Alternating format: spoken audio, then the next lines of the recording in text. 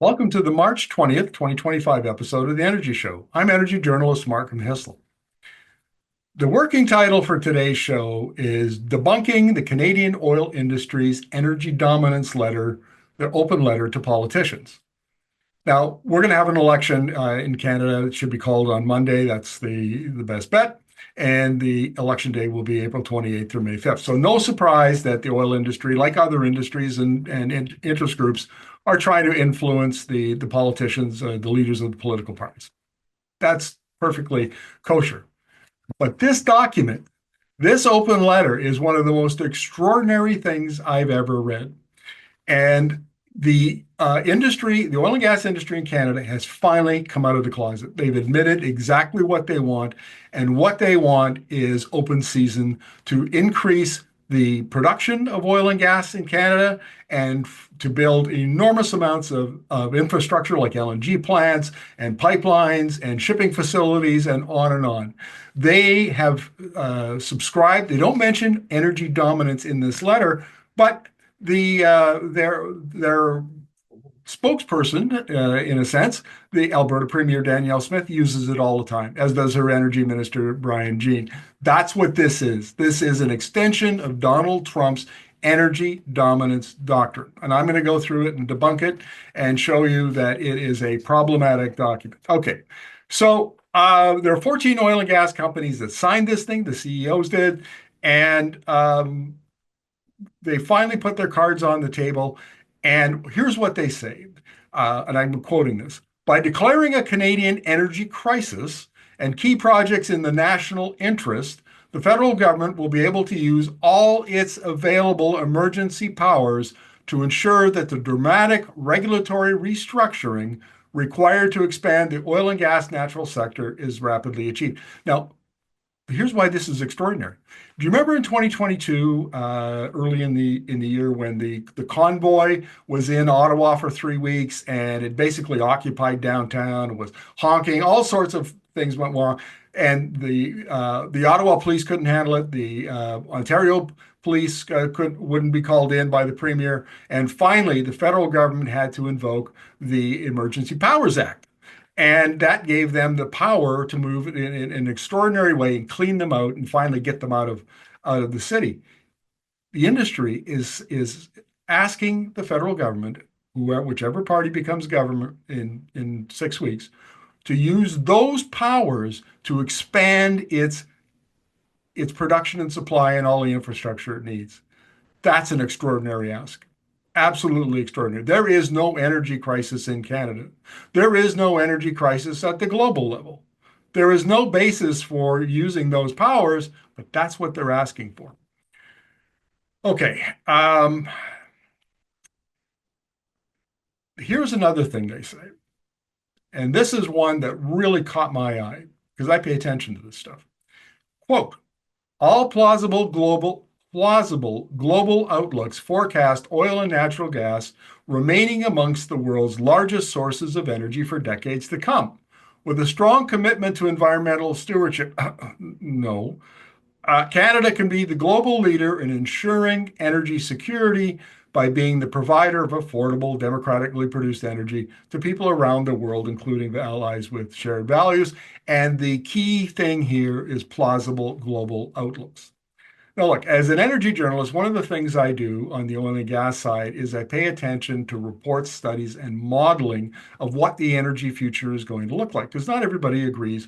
But the many agencies and firms have these computer models, and some of them are quite sophisticated, some of them less so. But they basically settle into two camps. On the pro side for oil and gas, our number one is OPEC. And once you understand where OPEC is coming from, you understand much of what Danielle Smith in Alberta is talking about. All of OPEC's narratives are embedded in their political language.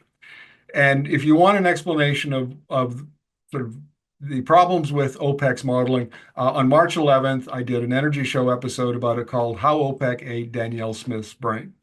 And so you can get the story there if you want the details.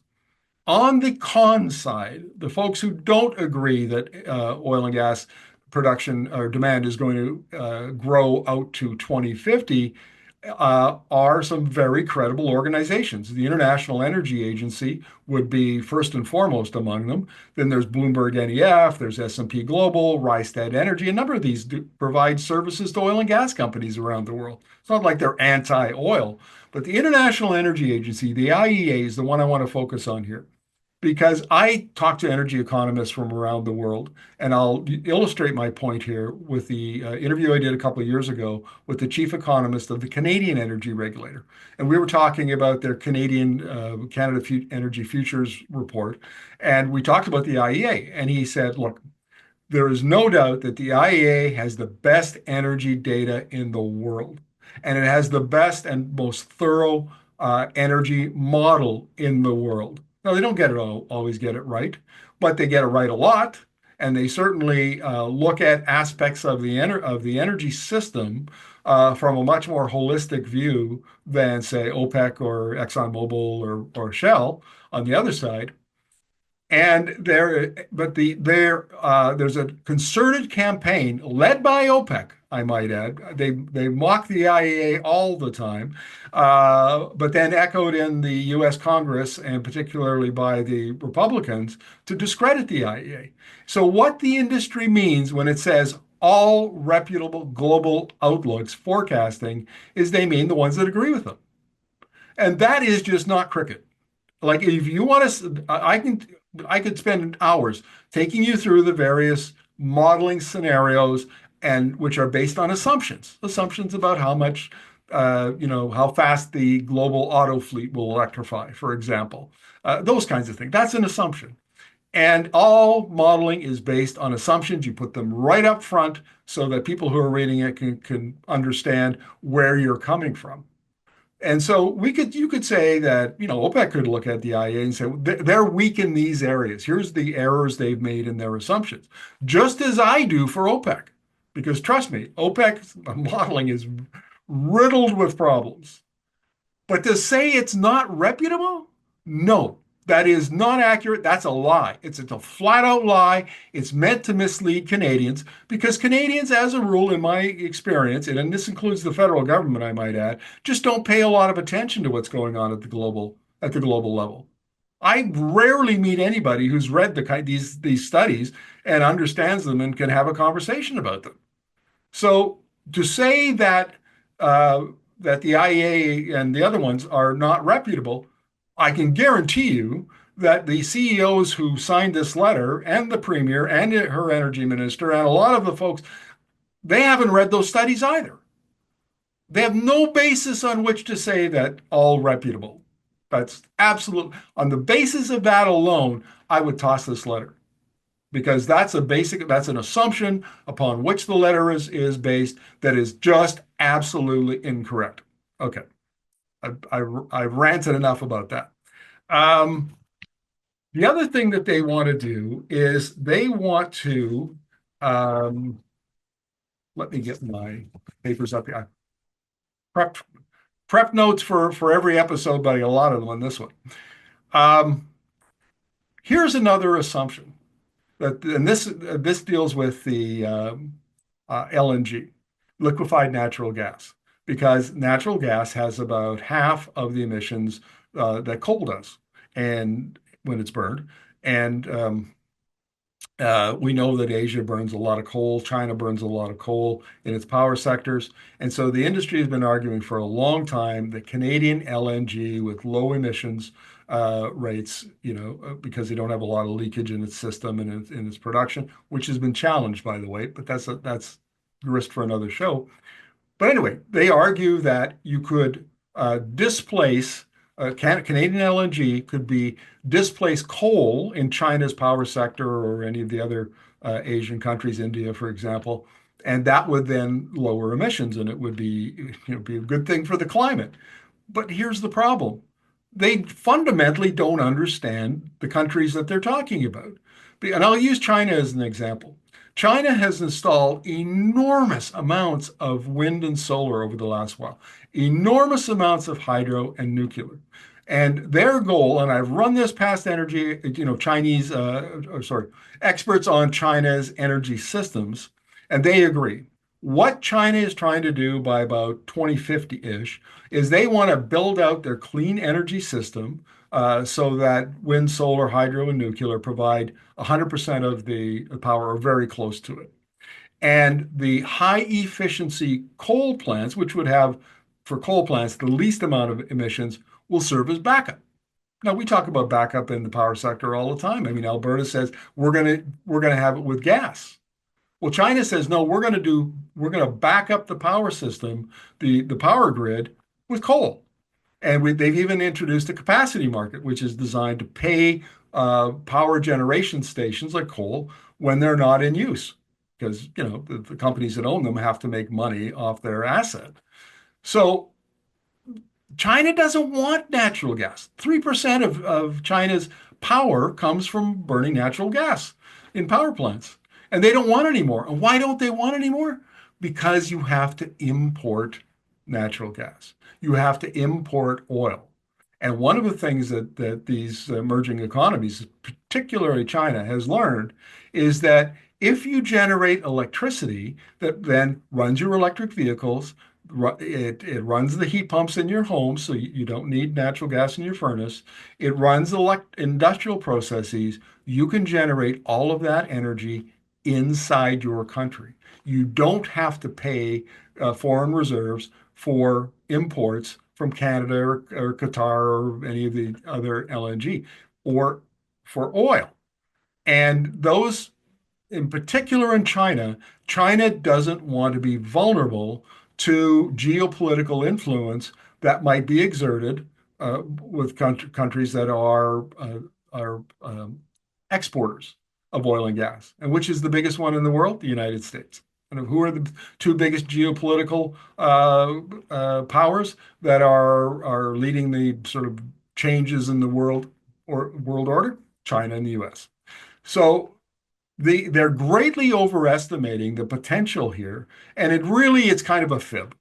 It's kind of a fib because there's nobody, to my knowledge, I've never seen anybody argue in China or in one of these the countries that are potential customers have ever said, "Oh yeah, give us your LNG, give us your natural gas, and we'll get ourselves off coal." Nobody does that. They just don't want imports. That's the thing. Okay, now there are a list of demands here that are in the letter that some of them I need to address. And one of them, the second one of the five that are in the letter, is attract investment and and I'm quoting again, the federal carbon levy on large emitters is not globally cost competitive and should be repealed to allow provincial governments to set more suitable carbon regulations. Well, the only one really that makes a difference here is Alberta, right? Alberta does like 80, 85% of all Canadian oil production and probably about 60% of all Canadian gas production. Maybe it's even more. So we're really talking about Alberta, and there we're talking about the tier system. That's the industrial emitters carbon tax.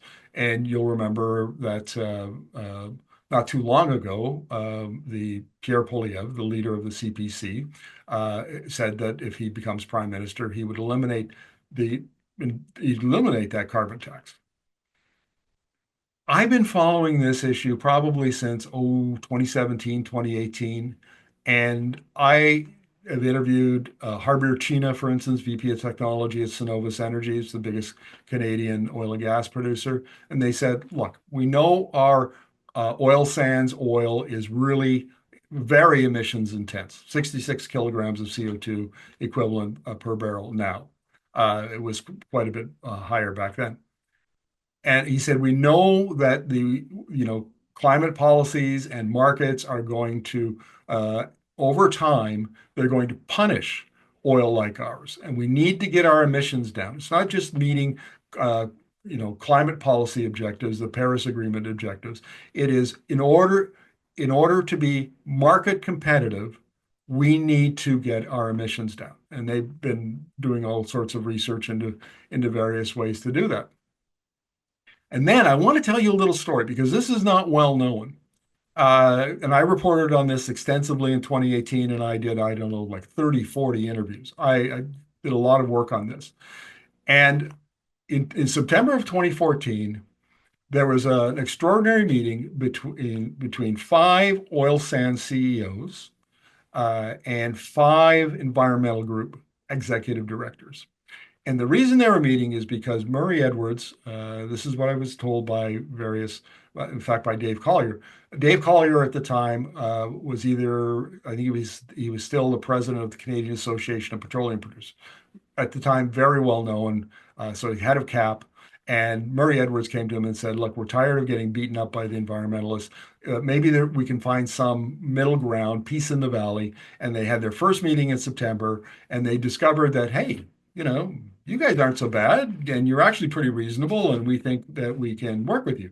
So Dave Collier was co-chair of these meetings for the oil and gas side. Zipporah Berman, the well-known Vancouver environmentalist, was the co-chair for the environmental groups. And over the winter into the spring, they had these very intense meetings, and they came out with a handshake deal. And there's three or four things that you need to know.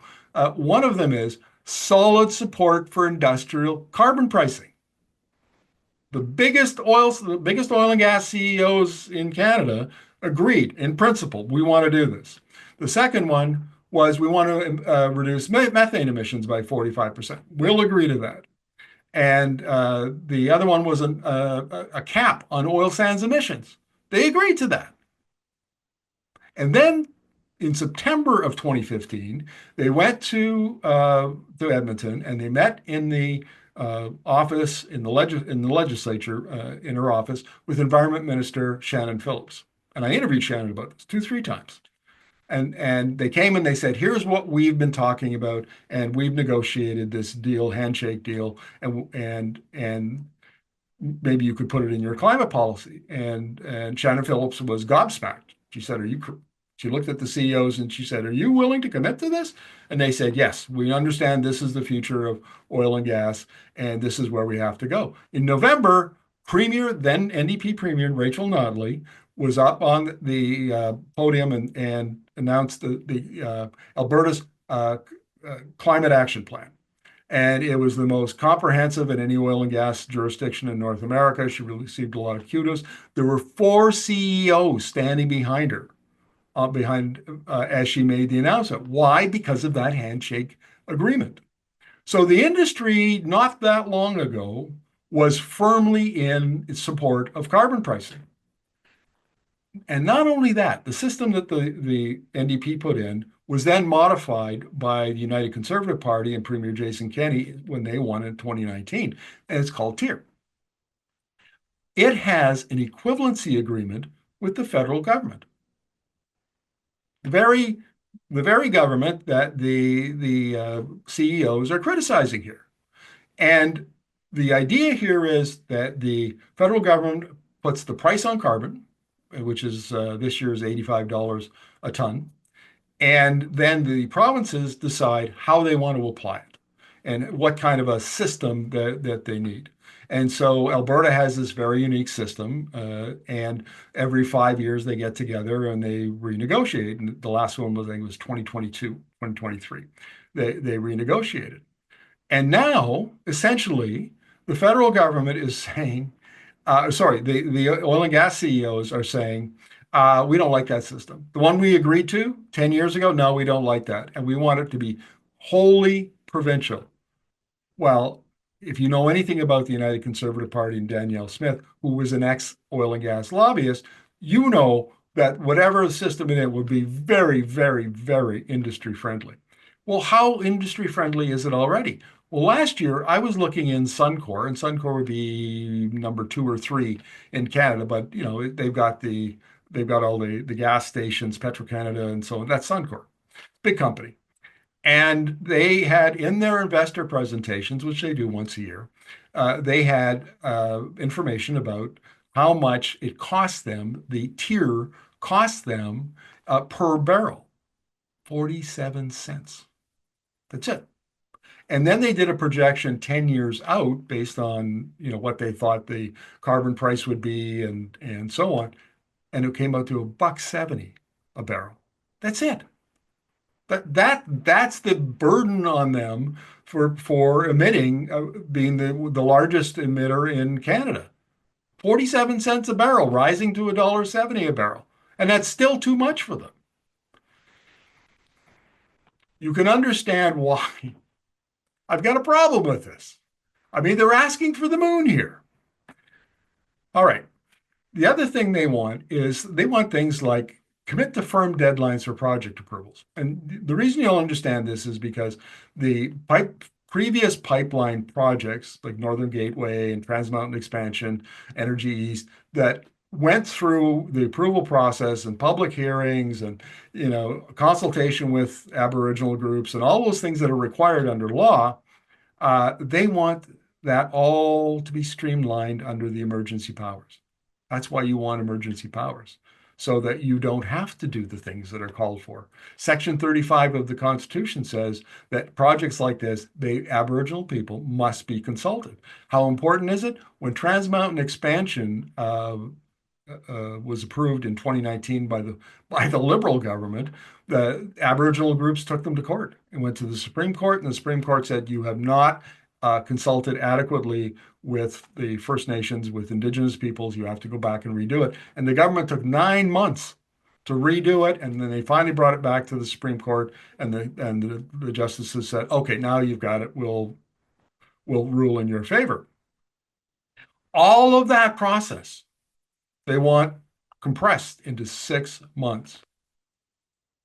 I suppose you could do it, and that way you can't your consultation process is next to nothing, or maybe it is nothing, and no public meetings, and on and on and on. That's problematic. And you don't have to be a left-leaning tree hugger to understand that a major pipeline project has to go through an environmental impact assessment and a review process. And the people whose land it's going to cross and whose potential waterways it might pollute if something happens need to have a say in this. The oil and gas CEOs want to do away with all of it. It really is extraordinary.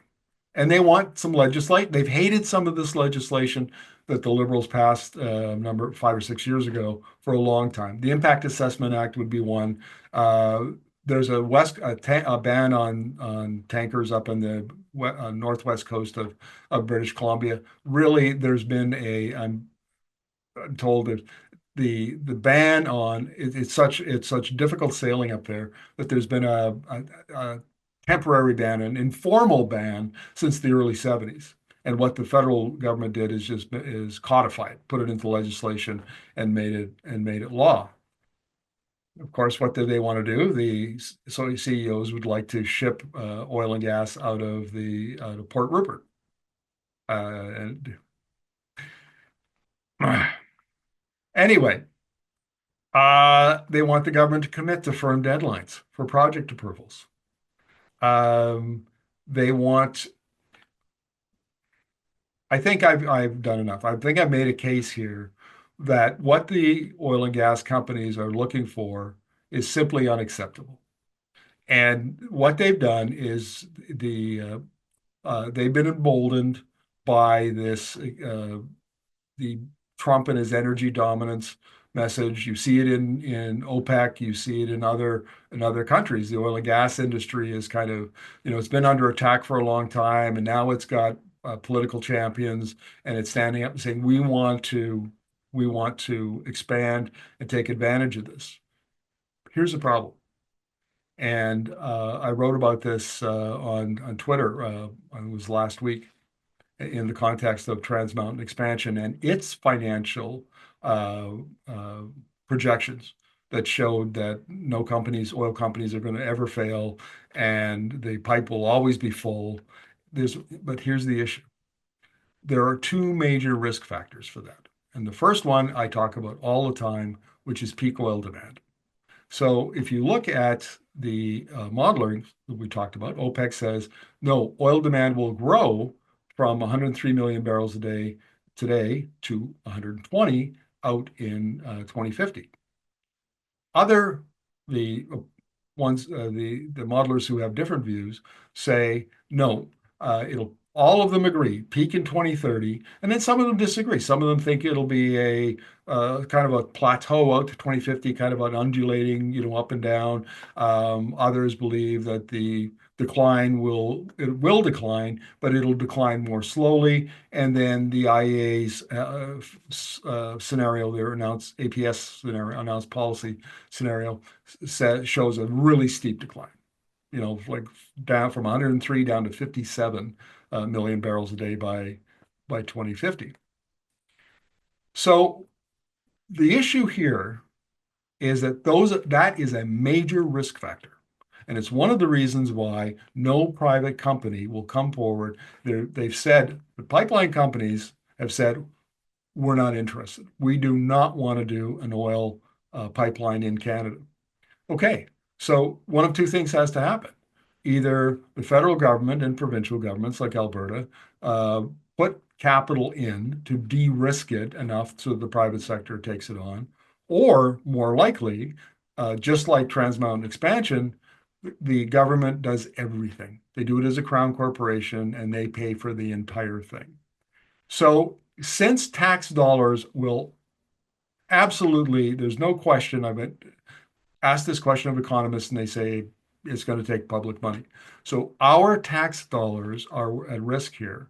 And to completely ignore the energy transition risk factor and peak oil demand in 2030 and the potential for decline in markets, which would mean a decline in prices, which you can't ignore that as a risk factor. The other one is climate policy. Yeah, with Donald Trump pulling the U.S. pulling out of Paris Agreement, that's a blow to the climate movement and emissions reduction. But there are plenty of other governments that, in the wake of Trump's decision, reaffirmed their commitment to reducing emissions, including China, by the way. So climate policy and climate policy compliance costs are a major issue because the Canadian Energy Regulator modeled this in 2023 and said, if the oil sands has to pay its compliance costs itself instead of the government paying it, then they're non-competitive and their production is going to decline rather steadily. Not all of them. Some of the projects are much more cost competitive. Their break-evens are lower, and so they would remain competitive. Others not. And one of the reasons why is because they're extraordinarily emissions intense, 140 kilograms of CO2e per barrel. The American average is 31, 140. Now, there's a big range between, some of them are at 37, some are at 140, but it's the really emissions intense ones would have trouble because the cost to them of complying with climate policy to lower their emissions would be very high and they would be uncompetitive. And if nothing else, if I haven't provided a silver bullet and persuaded you, think of all the issues that I've raised in this episode that are unanswered or not addressed or assumptions that can easily be challenged, like, the reputable forecaster kind of assumption. That alone is enough to invalidate this open letter. But they did us a favor. They can't hide behind. For years, the industry hid behind, yeah, we're committed to policy, to climate policy. We're going to be leaders in greenhouse gas reductions. Oh, none of that happened. But the narrative was there. The PR job was there. Not anymore, folks. Mask is off. This is what they want. And you can go and you can find it just in Google. Maybe I'll put the link in the YouTube description, and you can read it for yourself. This is what they're after. They want, and Danielle Smith has said, and I've mentioned this many times on the Energy Show, she is calling for the doubling of Alberta's oil production. Currently, it's 4 million barrels a day. She wants it to be 8 million barrels a day, which would put it up in the neighborhood of Saudi Arabia and Russia, not far behind. That's what they want. And Smith has been acting as their stalking horse, kind of, softening the politicians up by these demands, and put some in press releases and so on. If the IEA is right, this is a really, really bad time for Alberta, for Canada, to be doubling down on 20th century energy. Energy that is going to be not phased out. The market is just going to decline and the industry will be a sunset industry. That's a bad, bad time for us to be investing public dollars, risking public dollars in these projects. So I would say to Mark Carney, the leader of the Liberal Party, Prime Minister, to Pierre Poilievre, the leader of the Conservative Party of Canada, to Jagmeet Singh, who's the leader of the New Democratic Party, and then the Green Party, reject this letter. It is simply doesn't it doesn't stand on its merit. It deserves to be rejected. Thanks for watching the show. We are on a mission to reach 10,000 subscribers and over 1 million views. If you're enjoying the content, give us a thumbs up, share your thoughts in the comments, and subscribe to our channel. Thanks for being part of our community.